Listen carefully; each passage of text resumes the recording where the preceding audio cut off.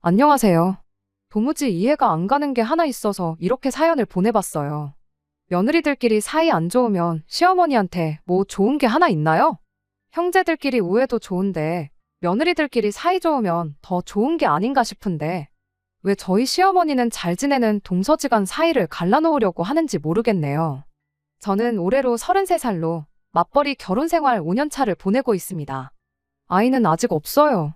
딱히 애 없이 살아야겠다 정하고 결혼해서 살고 있는 건 아닙니다. 그냥 언젠가 생기면 생기겠지 하고 마음 편히 갖고 살고 있었는데 어쩌다 보니 벌써 결혼 5년 차가 넘어가게 되었네요. 아이 안 가지려고 따로 노력한 것도 없고요. 벌써 결혼한 지 5년이 지났다 보니 아이 없는 생활이 더 익숙하긴 하지만 당장에 내일이라도 아이가 생긴다면 이 한 몸 다 바쳐서 최선을 다해 키울 생각입니다. 결혼 생활 5년 하면서 바뀐 게 참 많네요. 지하철도 안 다니던 저희 동네에는 끝내 지하철이 다니기 시작했고, 저희 결혼할 때만 해도 평생 결혼 안 하고 엄마랑 살겠다던 시동생도 결혼을 했고요.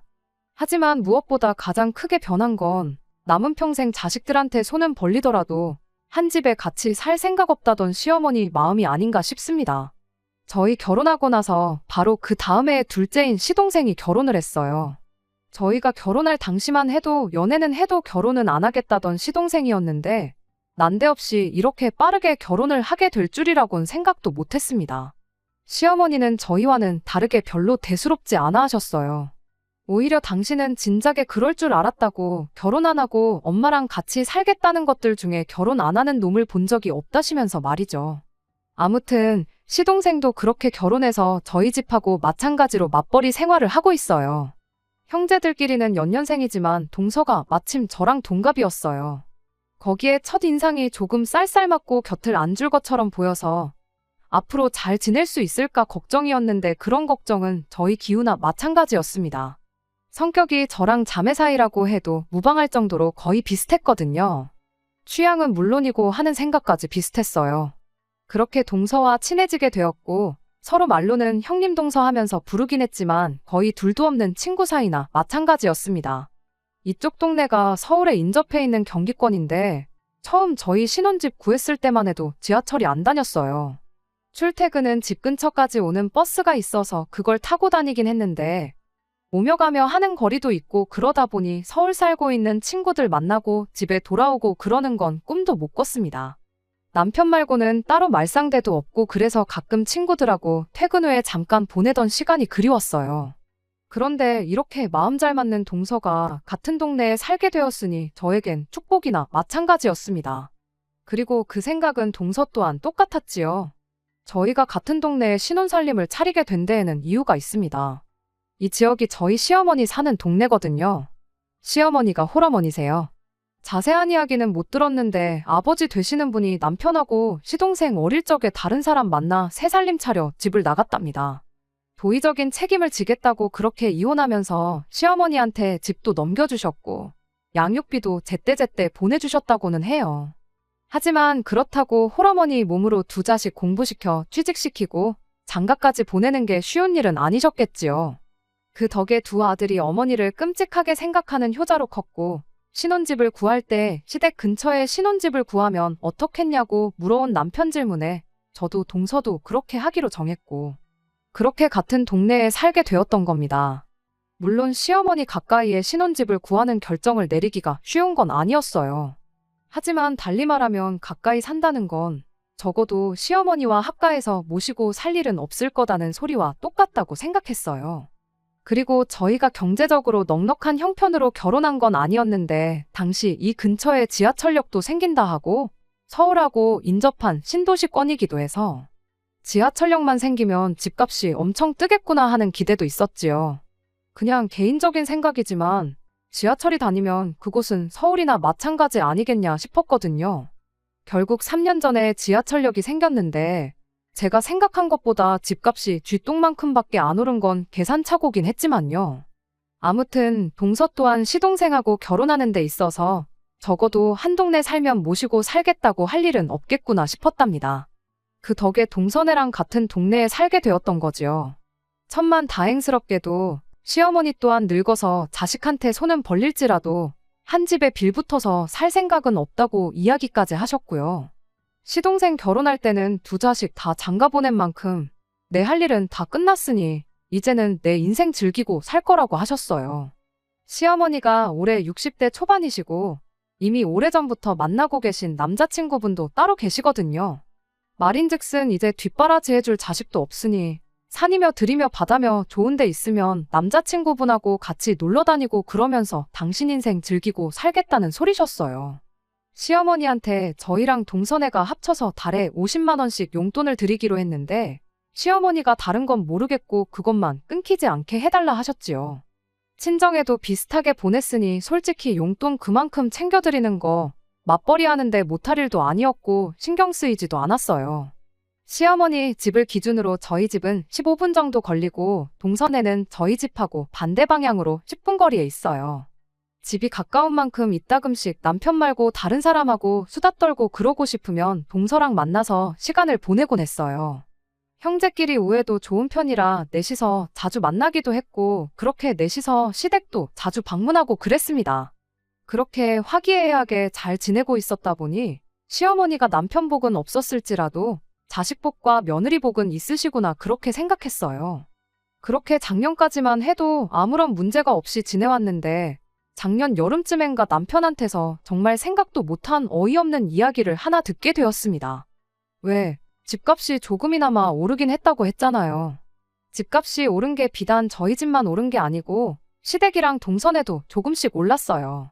지하철역을 기준으로 가장 가까이 있는 저희가 가장 수혜를 많이 보긴 했죠.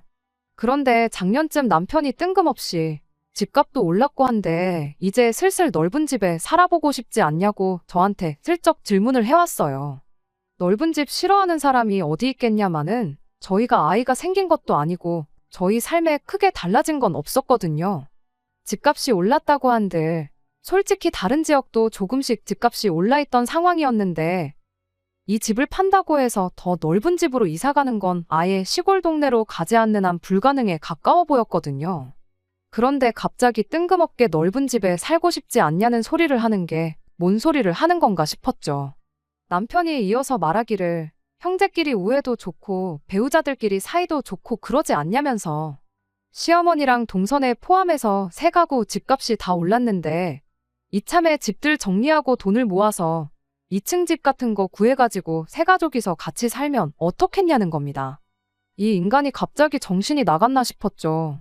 합가 이야기를 꺼내도 싫었을 텐데 동선에까지 한 집에 같이 살자는 소리를 해왔으니까요. 그런데 남편은 재수 씨랑 사이도 좋은데 뭐가 문제냐며 이해가 안 간다는 듯이 말을 하더라고요. 사이가 좋은 건 좋은 거고 같이 사는 건 또 다른 문제인 거 모르냐고 바로 따졌죠.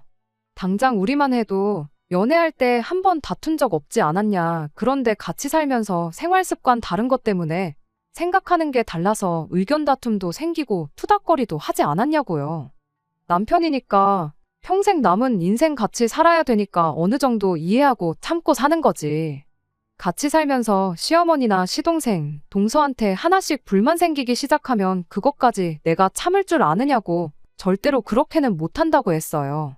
그리고 남편이 결혼 생활 초반에 부모님 합가 문제로 절대 같이 살 일은 없을 거라고 못을 박았던 적이 있었거든요. 그 이야기도 꺼냈지요. 과정 자체는 제 기분만 상하고 서운하게 했지만 결론적으로는 부모님이 한 집에 같이 살 일은 없을 거다는 이야기나 마찬가지였어요. 결혼하고 첫 번째 맞는 겨울이었나 저희 친정어머니가 빙판길에서 크게 넘어지면서 다리랑 허리를 크게 다치신 적이 있었거든요. 집에는 제 남동생도 있고 아버지도 계셨지만 솔직히 저희 집 남자들이 그렇게 믿어온 사람들은 아니에요. 라면 정도나 끓일 수 있을 정도지 저희 어머니 없으면 아마 굶어 죽으면 죽었고 얼어 죽으면 죽었지 자기 손으로 뭘 해먹고 청소 빨래하고 하는 성격은 아니거든요. 그렇다 보니 어머니가 너무 걱정됐어요.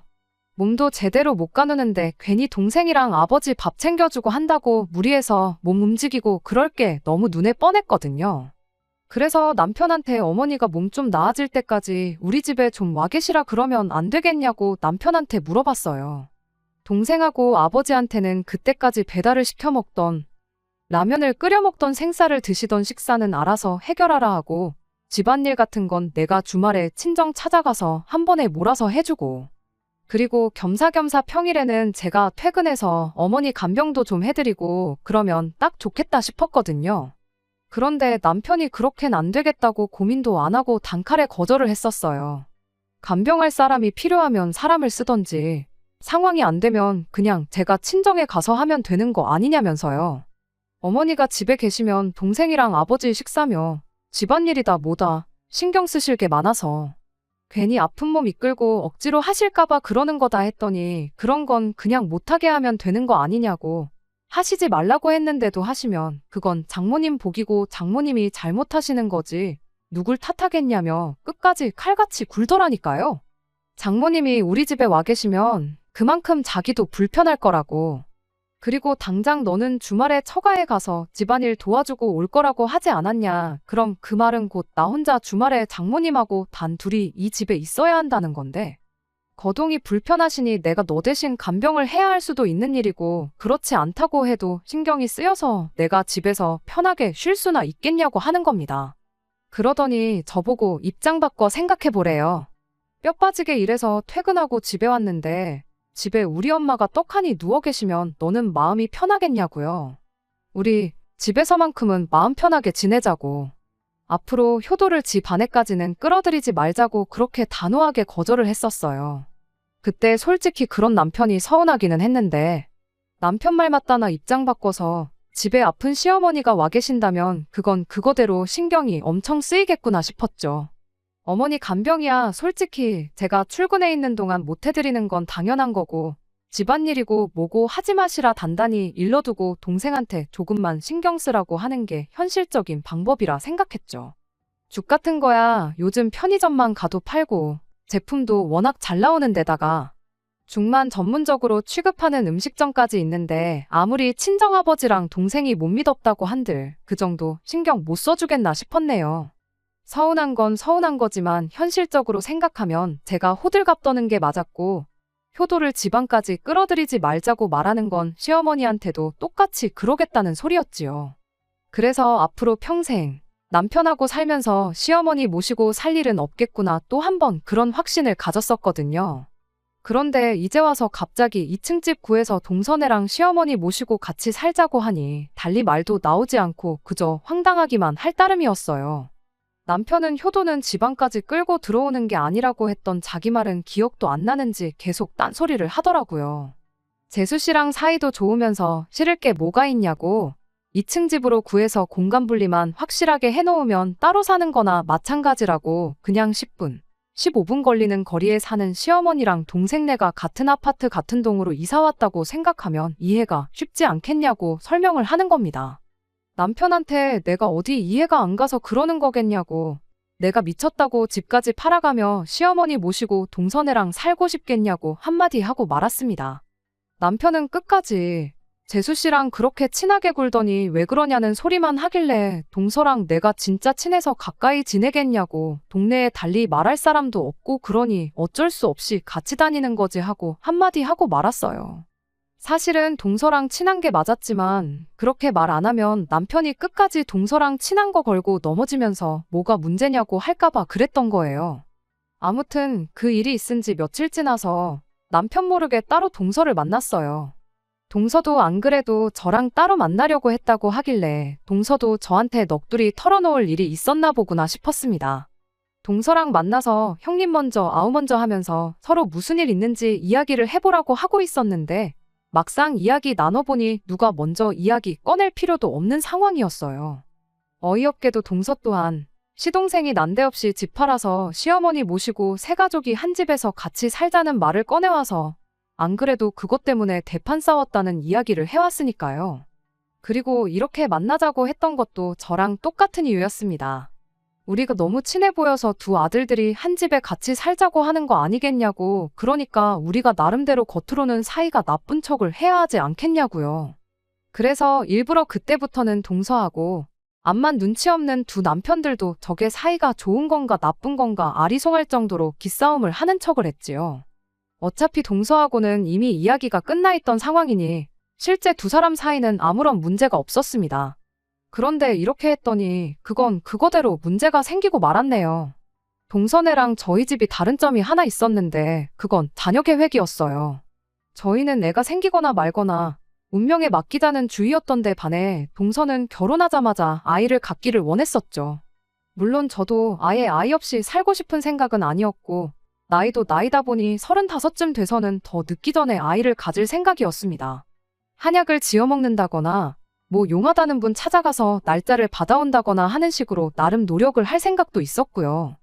아무튼 동선에는 결혼하자마자부터 아이를 갖기 위해 온갖 노력을 해왔는데 아무리 노력을 해도 아이가 안 생기는 경우였지요.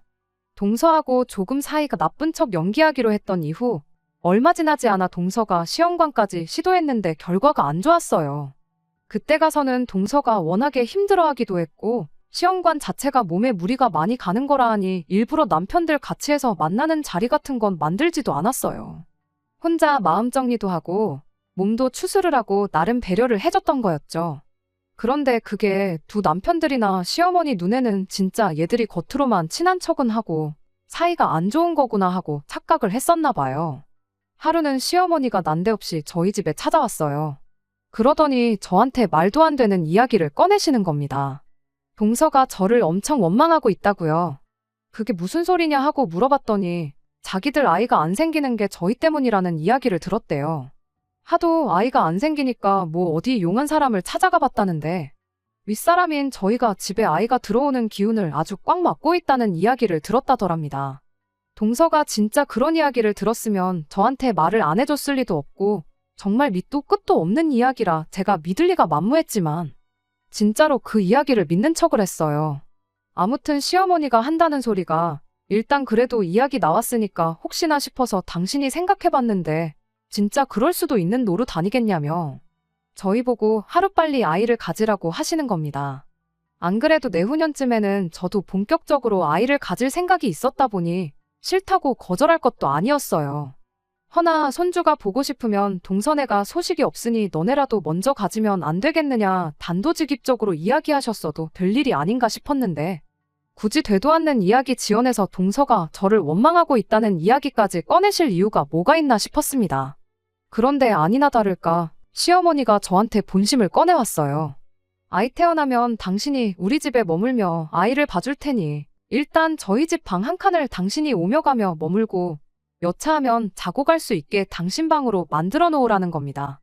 아이가 태어나기는커녕 아직 아이가 생기지도 않았는데 벌써부터 방 한 칸을 비워놓을 이유가 뭐가 있느냐고 제가 대답했더니 시어머니가 한다는 말이 그러다 동선애가 먼저 아이가 생기면 어떡하냐며 일단 저희가 먼저 동선애한테 시어머니를 모시고 살겠다는 강한 의지를 보여주라는 소리를 하더라고요.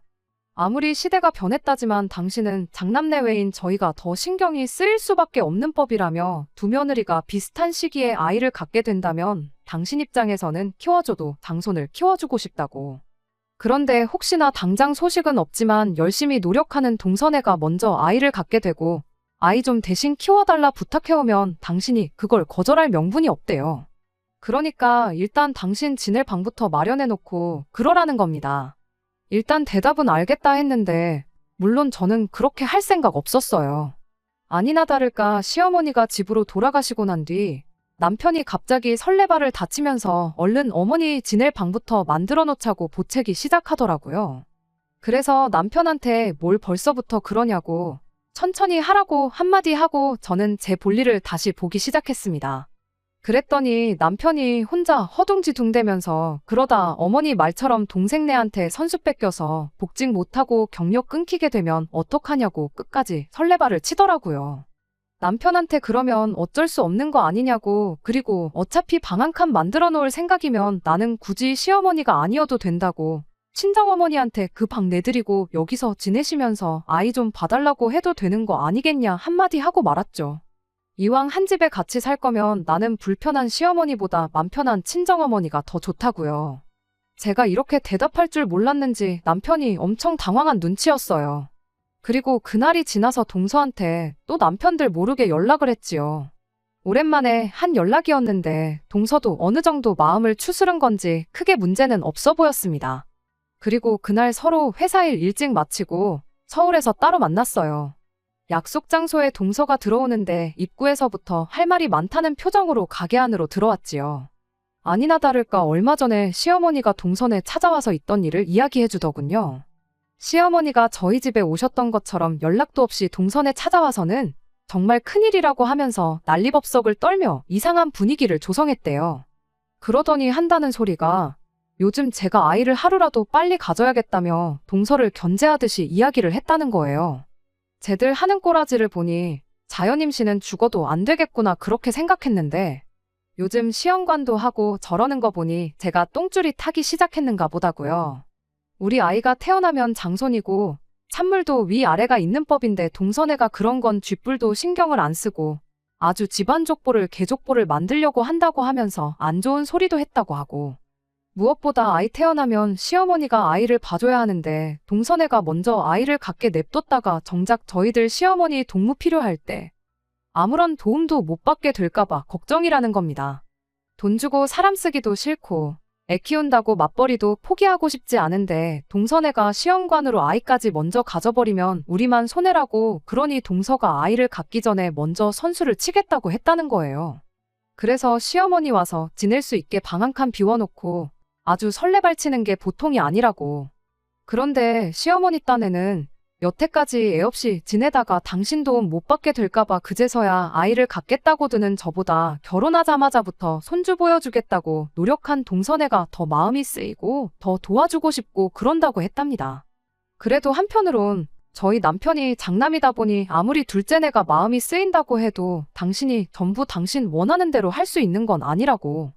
그러니 일단은 저희가 아이를 먼저 가질 마음부터 접도록 해야 하는 거 아니겠냐셨대요. 그리고 그 방법은 저희한테 제안한 것과 똑같은 방법이었지요. 바로 시어머니가 언제든 오며 가며 지낼 방 한 칸을 만들어 놓고 나아가서는 아예 시어머니를 먼저 모시고 살겠다고 선언하는 방법이요. 동서도 사실 그때까지만 해도 긴가민가 하기는 했대요. 저랑 친하긴 하지만 한편으로는 시어머니 말만 들으면 애 키우는데 도움받으려는 이야기만큼은 너무 그럴싸해서 순간 믿을 뻔했다는 겁니다. 제가 동서 흉을 보고 그런 거 다 떠나서 그냥 애 키우는데 도움받는 부분 그런 것만요. 그런데 동선에는 또 저희 집하고 구조가 다르거든요. 저희 집은 그나마 방이 3개라서 시어머니가 저러고 갔을 때 별 문제가 없었지만 동선의 집은 방이 2개밖에 안 되었거든요. 시어머니한테 방 한 칸 내드리면 아이 태어나면 아이는 무슨 방을 쓰냐고 시동생한테 물어봤대요. 그런데 시동생이 동서 말 다 자르고 지금 그게 중요하냐고. 애가 어느 정도 클 때까지는 시어머니하고 같은 방 쓰게 하면 되는 거 아니겠냐. 일단 시어머니부터 먼저 붙잡아서 우리 집에 모셔야지. 안 그러면 이러다 형님네한테 전부 다 빼앗기게 될 테다 하면서 호들갑을 떨었다는 거예요. 동서도 그때 눈치를 딱 챘나 보더라고요. 시어머니 모시고 살자는 소리가 하고 싶은데 마땅한 이유가 없으니 저희들 핑계. 아이 생기면 시어머니한테 받아야 할 도움 같은 거 다 계산하고 시어머니를 모시자고 자기 입으로 말하게 하려는 수작인 걸 말입니다. 이미 전년도에 남편이 2층 집 구해서 세 가족이 함께 살자는 말을 꺼냈다 보니 깊게 생각할 것도 없었어요. 저랑 동서 사이가 좋다는 핑계로 어떻게든 한 집에 같이 살아볼 요량이었는데 막상 까놓고 보니 둘이서 기싸움 엄청 하고 사이도 안 좋아 보여서 어떻게든 그걸 활용해서 두 아들 집 중에 아무데나 시어머니를 모시고 살게 할 생각이었던 겁니다. 사실상 두 남편들한테는 누가 어느 집에서 시어머니를 모시던 크게 상관이 없었던 거죠. 그런데 방법이 참 어이가 없잖아요. 모시고 살고 싶으면 두 며느리들 경쟁심을 유발시켜서 부추길 게 아니고 저희들은 어떻게 생각하는지 의견 먼저 물어보는 게 적절한 방법 아니겠나요? 그런데 세 가족이서 한 집에 같이 살자고 하질 않나? 이번엔 어느 집에서 먼저 모시기 전에 우리가 먼저 모셔야겠다 하질 않나? 저희들 의사는 하나도 묻지 않고 통보하듯 자기들끼리 결정해서 되도 않는 연극하면서 시어머니 모시게 하려는 그 정신머리가 너무 괘씸했습니다. 물론 시어머니가 아이를 봐주신다면 당연히 유리한 점이 많겠지만 동서도 저랑 생각하는 게 똑같았어요. 아이 봐주신다는 핑계로 언제까지 집에 머무르게 될지 아무도 모르는데 그렇게 오랫동안 모셔야 한다면 차라리 방 하나 비워놓고 각자 친정어머니 오며 가며 하게 만들어 놓는 게 며느리들 입장에서는 100번 나은 거 아니겠나요? 일단 동서하고 미리 이야기도 맞춰놓고 한 덕분에 서로 관계까지 소원해져가며 억지로 시어머니를 모시는 일은 피한 것 같아요. 그래도 도무지 이해가 되지 않네요. 여지껏 한 집에 같이 살 생각 없다고 당신 인생 즐기고 살겠다는 시어머니가 갑자기 저렇게 합가를 하려고 하는지. 그리고 그 방법이 하필 다른 것도 아니고 며느리들 사이를 이간질해서 그러려는 건지 말이에요. 저희가 시어머니를 일부러 멀리한 것도 아니고 신혼집도 시댁 근처에 구하고 나름 자주 시댁 왕래하면서 남들 하는 거 이상은 했다고 생각하는데 며느리들 사이 이간질시켜서 시어머니가 얻을 수 있는 게 뭐 있는 것도 아니잖아요. 혹시 이런 시어머니 심리를 설명해 주실 분들 계시면 알려주세요. 이 상황이 너무 황당하고 당장 남편이나 시어머니한테 왜 이런 개수작을 부리시냐 따져묻고 싶지만 이유가 뭔지나 좀 알고 그러고 싶거든요. 안녕하세요. 얼마 전에 시어머니랑 동선에 세 가족이서 2층 집에 같이 살자고 하다못해 시어머니가 나서서 며느리 사이 이간질시켜 어떻게든 한 집에 합가하려고 한다는 사연을 보냈던 쓰니입니다. 여러분들이 보내주신 의견은 동서랑 같이 해서 잘 봤어요. 여러 가지 의견이 있었는데 시어머니가 저러셨던 게 알고 보니 정말 별것도 아닌 이유였습니다. 그냥 모르는 척 넘겨봐야 시어머니가 몇 번이고 계속 저랑 동서 이간질 시켜가며 계속해서 합가를 시도하실 것 같아서 이참에 한번 제대로 짚고 넘어가야겠다는 생각이 들었어요. 그래서 오랜만에 세 가족이 전부 모이는 자리를 만들었습니다. 계획한 대로 그날 세모자가 무슨 생각으로 저랬는지 그 이유를 알게 되었어요. 일부러 그날에는 동서랑 더 유난을 떨면서 사실 사이가 나쁜 게 아니고 좋다는 티를 더 냈지요. 세 사람 전부 앞불싸 싶은 표정을 짓고 있는 걸 보니 아무래도 저희가 사이가 나쁘구나 싶어서 경쟁 심리를 부추겼던 게 맞다는 확신이 들었습니다. 그리고 시어머니한테 이야기했어요. 저는 애 없이 살다 보니 아이 없이 사는 편이 나은 것 같아서 그냥 앞으로도 쭉 아이 없이 살아야겠다 말했고 동서는 그동안 들어서지도 않는 아이 갖겠다고 이것저것 시도해보다가 건강이 많이 상한 것 같아서 일단 마음 편히 갖고 당분간 아이 생각 없이 몸조리하는데 집중하겠다고 말했죠. 말인즉슨 당장 저나 동서나 급하게 시어머니 머물 공간까지 만들어가며 아이를 가질 생각 없다는 소리였지요. 그러니 시어머니도 괜히 누구 집에든 들어와서 같이 살 생각 안 하셔도 된다고 빙 돌려서 말하는 것과 다름없었어요. 더 이상 합가를 해야 할 명분이 사라졌으니 시어머니도 두 남편들도 조금 당황한 모습이었어요. 하지만 시어머니가 금세 눈치채신 것 같더라고요. 저희가 이미 일이 어떻게 돌아가는 상황인지 눈치챘고 합가할 생각 없다고 저희 의견을 이야기하는 것이라는 사실을요. 아니나 다를까 시어머니가 먼저 입을 열었어요. 두 자식들 취직시키고 장가까지 보낸 만큼 당신 할 일은 끝났다고 생각했고 그렇게 당신 인생 즐기면서 남자친구분이랑 좋은데 놀러 다니고 하면서 지내면 되겠구나 싶으셨답니다. 그런데 그 남자친구분이 재작년에 장가 보낸 자식네로 합가를 하게 되었대요. 그러면서 그분이 멀리 이사를 나가시게 되었고 그만큼 자주 못 만나게 되었답니다. 거기에 작년에는 그 집에 아이까지 태어나면서 남자친구분이 손주 봐야 된다고 밖에도 잘 안 나오게 되었고 그 덕에 시어머니는 거의 혼자서 지내는 거나 다름이 없었다네요. 그런데 그 집은 며느리가 나서서 남자친구분을 모시고 살겠다고 나섰다는데 우리 집은 뭐냐고. 나는 며느리가 하나가 아니라 둘이나 있는데 누구 하나 선뜻 나서서 모시고 살겠다는 사람도 없고 힘들게 아들 2명 키워서 제대로 효도도 못 받고 이게 다 뭐냐 싶으셨답니다. 그래서 재작년에 두 아들이 2층 집 이야기를 꺼내오면서 시어머니를 모시자고 했던 거였어요.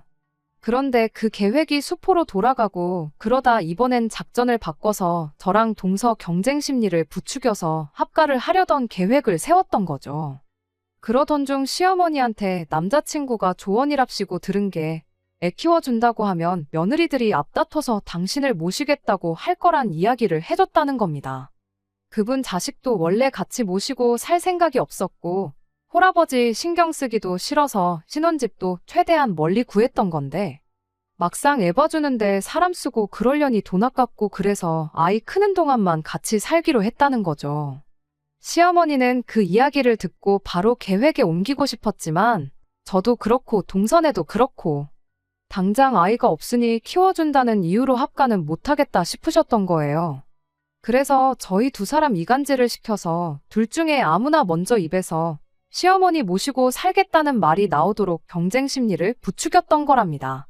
시어머니 입장에서는 남자친구분과 당신 상황이 비교가 되니 아쉬울 수도 있는 상황이겠구나 이해는 갔지만 당장 이해가 가지 않는 부분이 있어서 시어머니한테 대놓고 물어봤지요. 모시고 살겠다는 말이 꼭 며느리 입에서 나와야 하는 거냐고요. 혼자서 지내시는 게 외로우셔서 그러는 거면 저도 그렇고 동서도 그렇고 어머님께 아드님들 양보해드릴 의향이 있다고요. 어차피 회사 일 때문에 저녁 7시는 돼야 집에 들어오는데 집으로 퇴근시킬 게 아니고 그 길로 어머님 댁으로 직행하라고 하겠다고. 그리고 어머님 주무시는 시간까지 있다가 오라고 할 테니 원하는 만큼 효도 받으시라고 했죠. 어차피 집이 10분 거리밖에 안 되는데 잠만 집에서 자면 되는 거 아니겠냐고. 그리고 원하시면 어머님 기상시간 전에 남편들 책임지고 깨워서 어머님 댁에 보내다 드리겠다고까지 했습니다. 그랬더니 시어머니가 질색을 하면서 기껏 장가 보내놨더니 내가 아들 뒷바라지 하면서 살일 있냐고 말장난하지 말라고 하시더라고요. 그래서 저랑 동서가 말했죠. 어머님 어차피 저희들 대신에 아이를 키워주겠다고 하셨는데 두 아들 밥 챙겨주고 출근시키고 하는 게 갓난아이 키우는 것보다 오히려 쉽지 않겠냐고요. 저희들 집에 합가를 한다고 해서 맞벌이하는 저희들이 어머님한테 해드릴 건 별로 없다고요. 오히려 아이 돌봐야 한다고 하루 종일 어디 밖에도 못 나가고 집에만 계셔야 할 텐데 어머님 그거 감당 가능하시냐고 물었습니다. 그냥 차라리 여태까지 그래왔던 것처럼 엎어지면 코 닿을 데 사는 두 며느리들이 사이좋게 지내면서 시댁에 자주 와서 어머님 챙기고 하는 게 어머님한테는 더 유리한 거 아니시냐고요. 꼭 모시고 산다고 해서 그게 효도고 안 모시고 따로 산다고 해서 불효고 그런 거 아니라고 했습니다. 어머님 남자친구분 아이돌 본다고 어디 밖에도 못 나가고 집에만 계신다는데 진짜 행복하시냐고 한번 물어봐 보시라고 했죠. 손주 봤으니 당연히 행복하시겠지만 꼭 합가를 안 해도 손주는 저희도 매일같이 보여드릴 수 있다고요. 그랬더니 시어머니가 아무 말도 못하고 계시다가 그제서야 저희 뜻을 알게 되신 건지 미안하다고 사과를 해오셨어요. 남자친구분이 어떻게 지내는지도 모르고 그냥 자식이 모시겠다고 해서 한 집에 사는 것 보고 부러워서 그런 것 같다고. 이야기 듣고 보니 니들 말이 틀린 게 없다시며 저희한테로 다가오셔서 저희 손을 꼭 붙잡아 주시곤 그냥 이대로 가족들끼리 우애 좋게 사이좋게 지내자셨습니다. 그 와중에 눈치 없는 두 남편들이 분위기 파악도 못하고 가까이 와서 그러자고 이대로 행복하게 지내자고 저희들 어깨를 같이 감싸더라고요. 그와 동시에 저랑 동서가 두 남편들한테 니들은 낄 때 끼라고 우리들한테 말 한마디 물어보는 게 그렇게 어려웠냐고. 당신들은 우리랑 집에 가서 이야기 좀 따로 해야겠다고 한마디 하고 말았습니다. 아무튼 그 뒤로 시어머니 합가 이야기는 쏙 들어갔어요. 남자친구분도 시어머니한테서 저희랑 있었던 이야기 듣고는 아들내외가 나를 모시고 사는 게 아니라 부려먹으려고 데리고 사는 거였구나 싶어서 그 집을 나오시고 다시 동네로 이사를 오셨어요. 이야기 나온 김에 시어머니 집에서 같이 지내시기로 한 것 같고요. 그래서 두 분이 요즘 놀러 다니시느라고 저희들 집에는 얼씬도 안 하세요. 남편들도 이번 일을 계기로 혼자 생각할 게 아니고 저희들 말만 들으면 중간 이상은 간다는 걸 깨달았는지 사소한 것까지 하나하나 다 허락받고 물어보고 하고 있고요. 잠깐 시어머니가 합가 때문에 문제가 생기긴 했지만 오해는 다 풀렸으니 지난날처럼 즐겁게 지내는 일만 남은 것 같네요. 끝까지 들어주셔서 감사합니다. 오늘의 사연은 여기까지입니다. 구독과 좋아요, 알람 설정 부탁드리고 더 좋은 사연으로 다시 찾아뵙겠습니다. 감사합니다.